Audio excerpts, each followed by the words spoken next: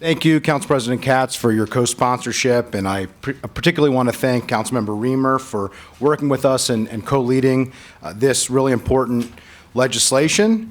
This is in the aftermath of a really in-depth and terrific briefing that we had from the Department of Environmental Protection and the stakeholder work group that has been addressing these issues on October the 15th, and thank you to Councilmember Hucker for organizing that conversation.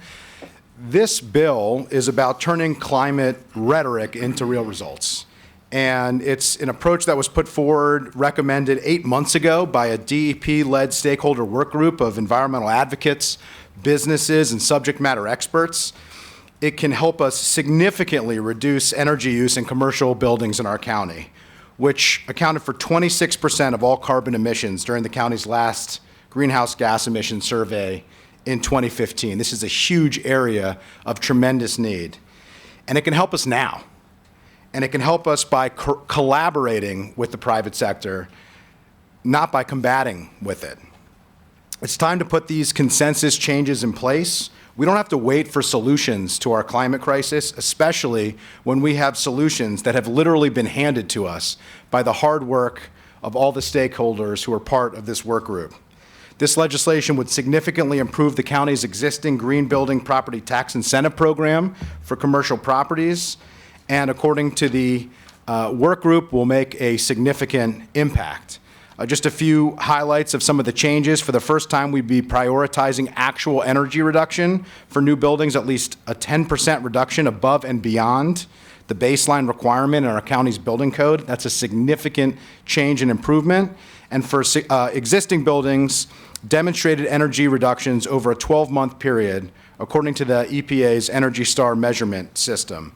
The bill would ensure that the county is giving property tax credits only to buildings that are going above and beyond what's already required in the county's existing building code.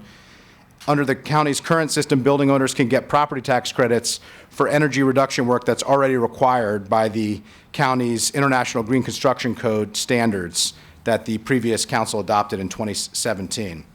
The current annual property tax credit cap for these projects has been reached in 2016, 2017, and 2018, so we know that there are projects that would move forward, that would help to address our climate challenges that aren't being pursued because we haven't made the appropriate changes.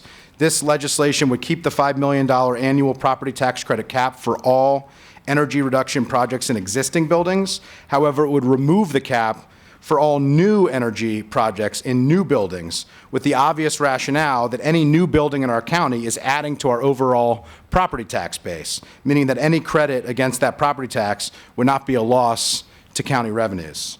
I look forward to working with my colleagues, the work group stakeholders, DEP, and the executive branch to ensure that we implement the recommendations of the work group so our private sector partners have a vastly improved option for making real energy reductions so we can make real progress on our climate goals.